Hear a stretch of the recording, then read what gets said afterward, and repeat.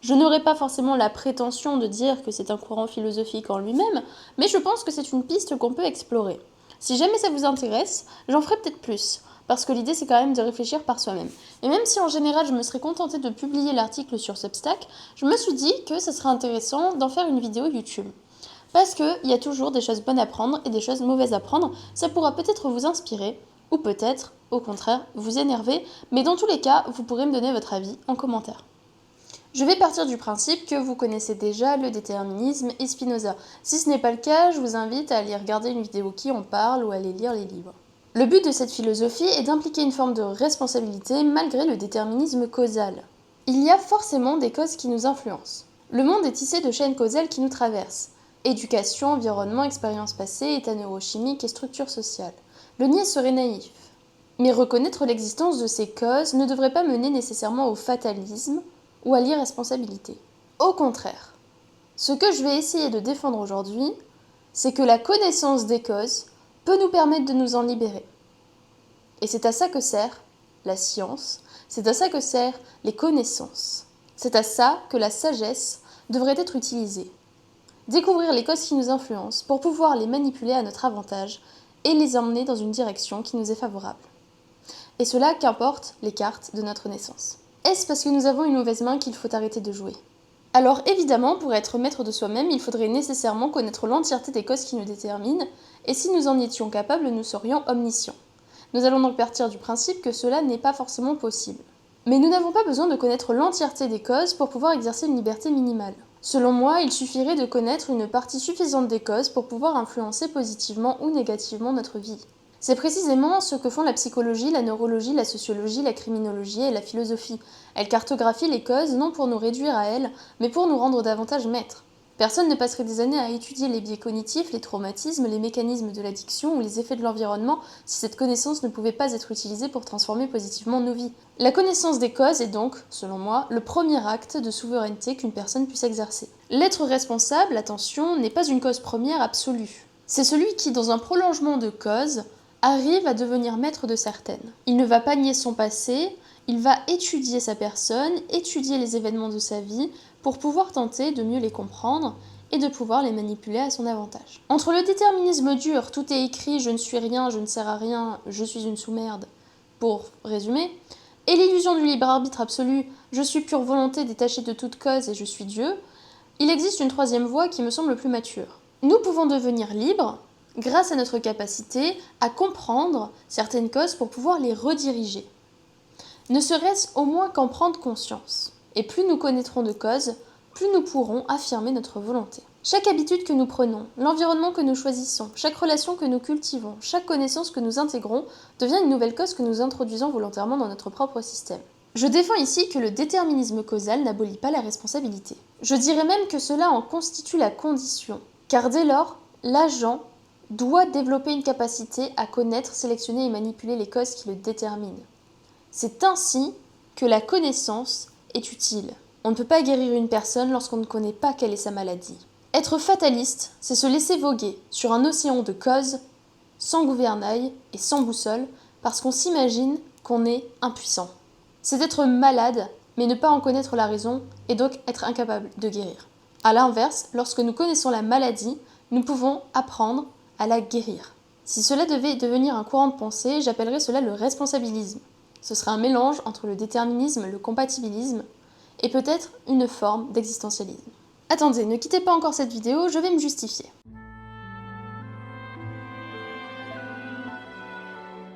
Je vais d'abord commencer par les fondements conceptuels. Pour développer ce que j'appelle le responsabilisme comme position philosophique cohérente, il convient d'abord de clarifier les notions centrales sur lesquelles je repose l'argument. Je vais donc vous donner des définitions qui vont viser à établir un vocabulaire précis, distinct des usages courants souvent ambigus dans le débat sur le libre arbitre et la responsabilité.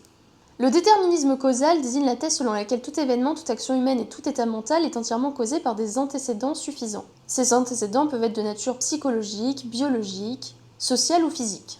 Conformément à la tradition laplacienne et spinoziste, le déterminisme causal affirme qu'étant donné un état complet de l'univers à un instant T, l'état ultérieur est entièrement fixé. Dans le cadre du responsabilisme, cette thèse est partiellement acceptée. Ensuite, je développe le concept de cause manipulable. J'entends ici qu'il y a des causes que nous pouvons plus facilement manipuler que d'autres, et je vais essayer de développer ce que j'entends par cause manipulable. Une cause manipulable est une cause qui, bien qu'elle exerce une influence déterminante sur le comportement ou l'état mental de l'agent, peut être identifiée, analysée et dans une mesure significative orientée, atténuée, amplifiée ou contournée par cet agent.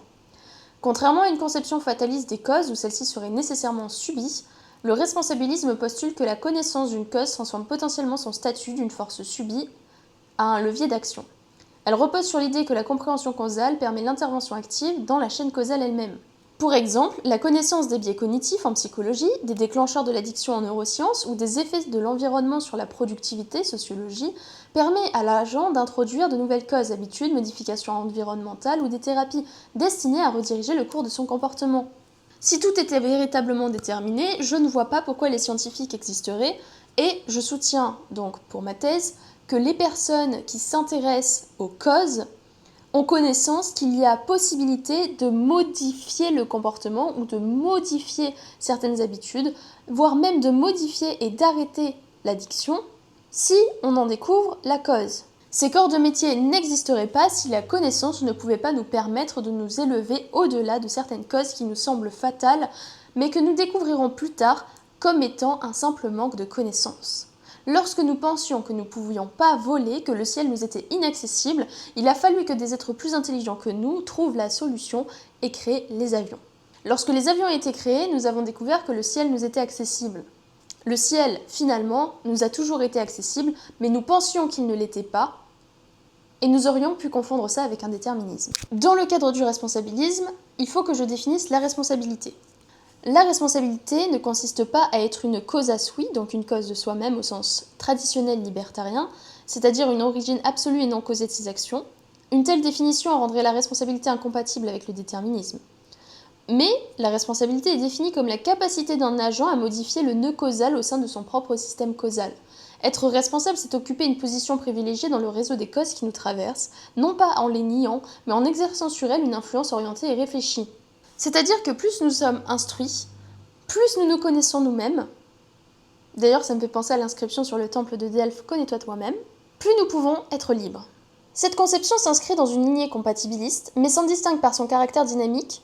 La responsabilité n'est pas seulement une condition d'attribution rétrospective, elle est aussi un projet d'augmentation continue de la maîtrise causale. Ensuite, je vais essayer de définir la maîtrise partielle. Restez avec moi. La maîtrise partielle désigne une connaissance et une intervention suffisantes, non totale ni parfaite, sur les causes qui nous déterminent. Elle reconnaît explicitement les limites de l'agent humain.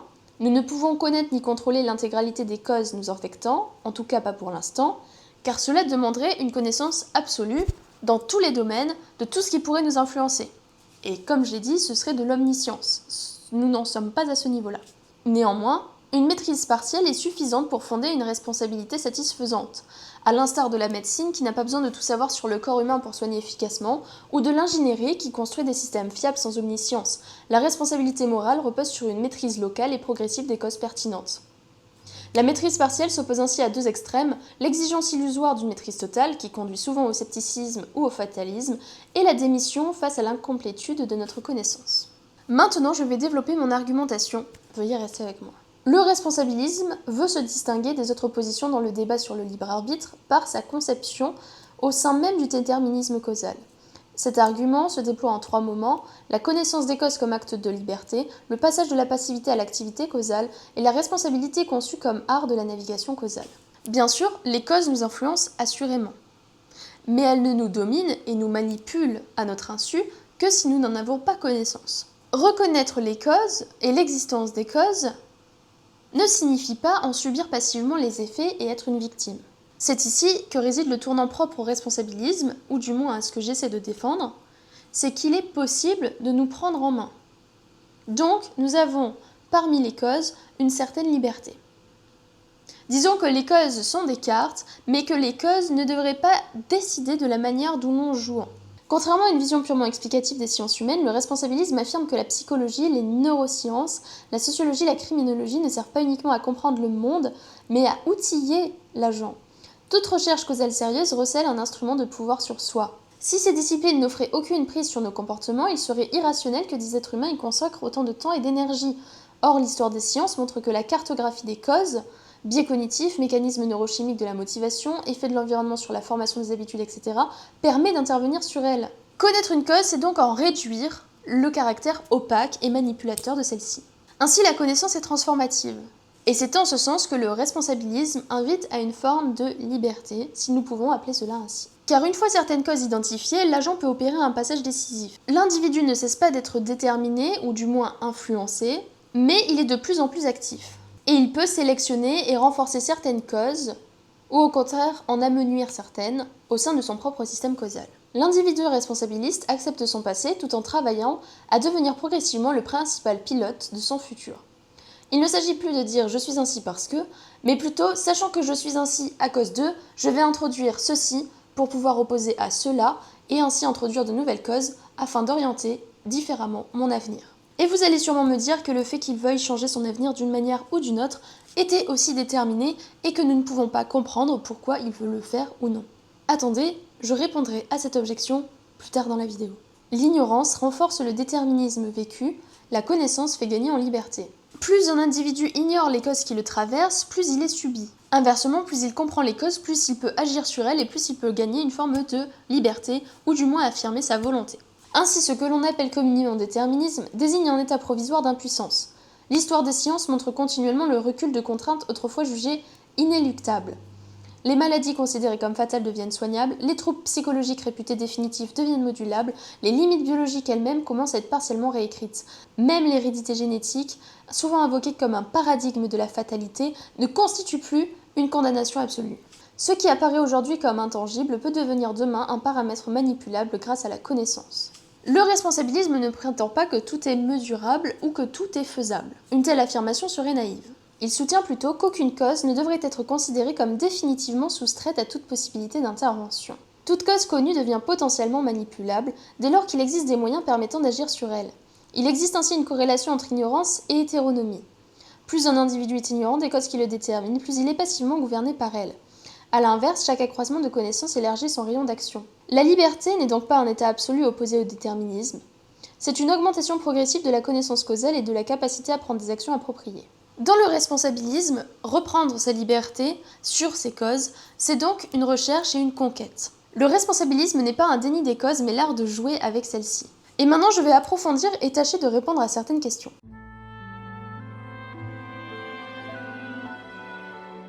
Quand j'y ai réfléchi, j'ai supposé que l'objection principale qui serait opposée au responsabilisme serait celle de la régression causale.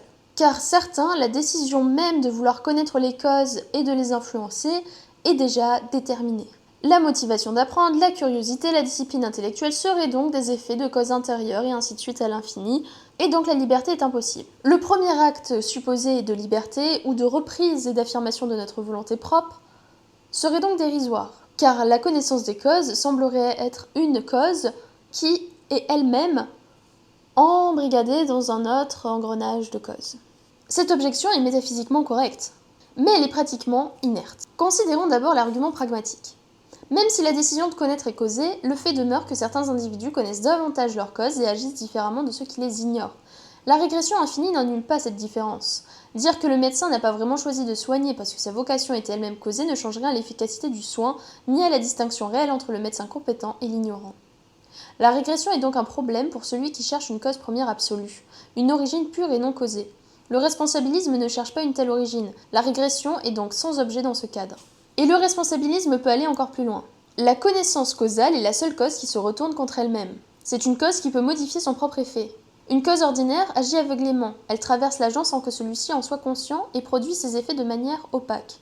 La conscience causale, en revanche, s'applique à elle-même. Elle peut prendre pour objet les conditions de sa propre émergence, interroger ses propres motivations et corriger ses propres biais.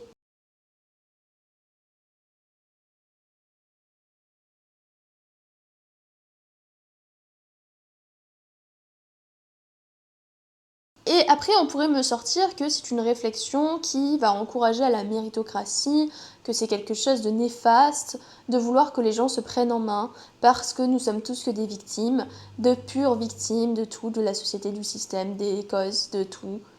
Et au final, dans ce cas-là, nous ne faisons plus rien. Le responsabilisme ne prétend pas être une théorie de justice sociale. J'ai conscience que nous ne naissons pas tous avec les mêmes chances. Et j'affirme qu'il y a énormément d'inégalités dans la distribution des cartes départ. Cependant, étant donné un ensemble de causes initiales, hérédité, milieu, éducation, traumatisme, ressources, la question morale pertinente pour l'individu est de savoir ce qu'il fait avec cet ensemble. Dans le responsabilisme, chacun naît avec un jeu de cartes aléatoire qu'il n'a pas pu choisir. Et certains ont un meilleur jeu que d'autres. Certes, c'est un fait regrettable, mais si vous avez déjà joué aux cartes, vous savez que vous ne pouvez pas faire autrement que de vous y soumettre.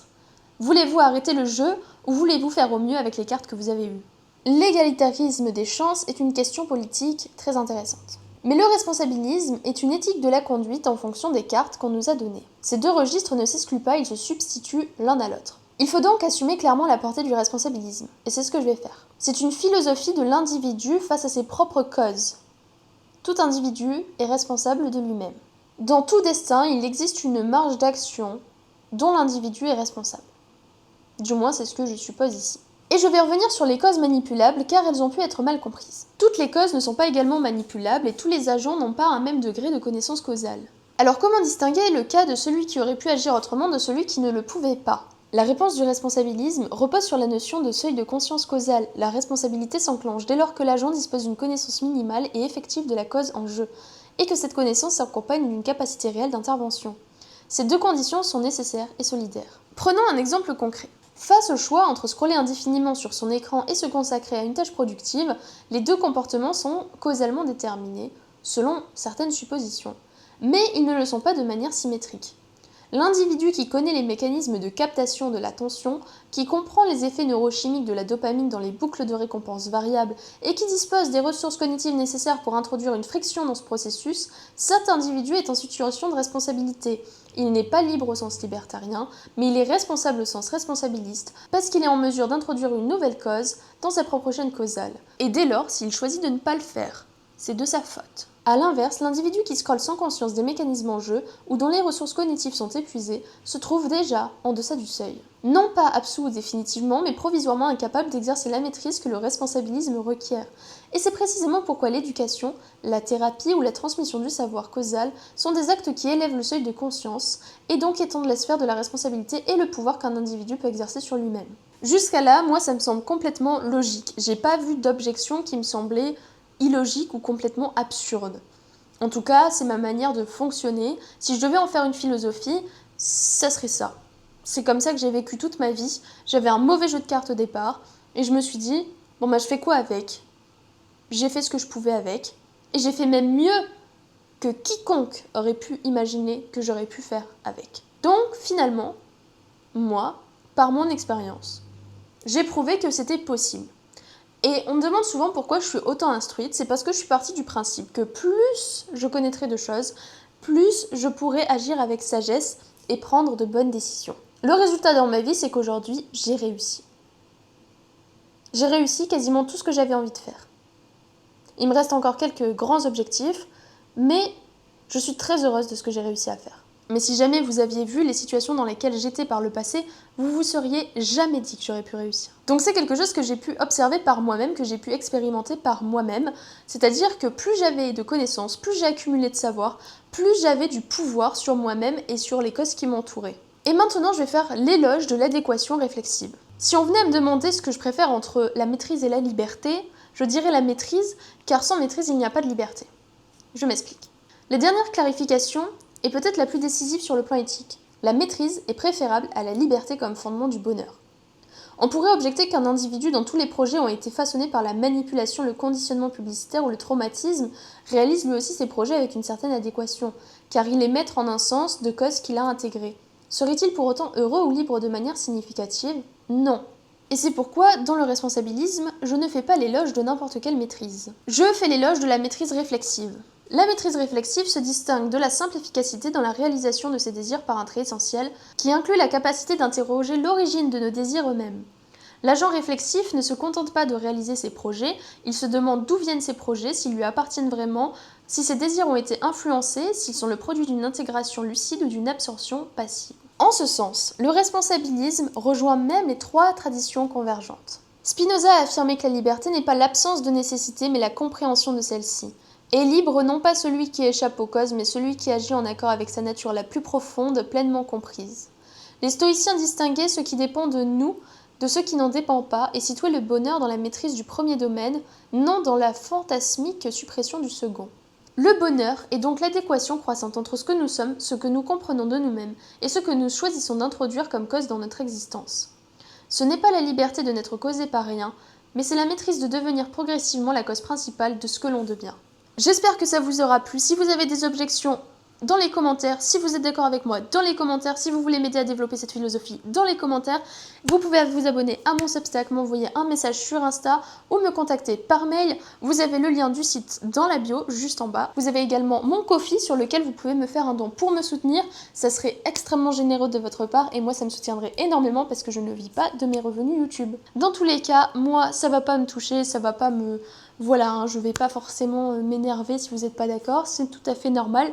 La philosophie, c'est fait pour réfléchir.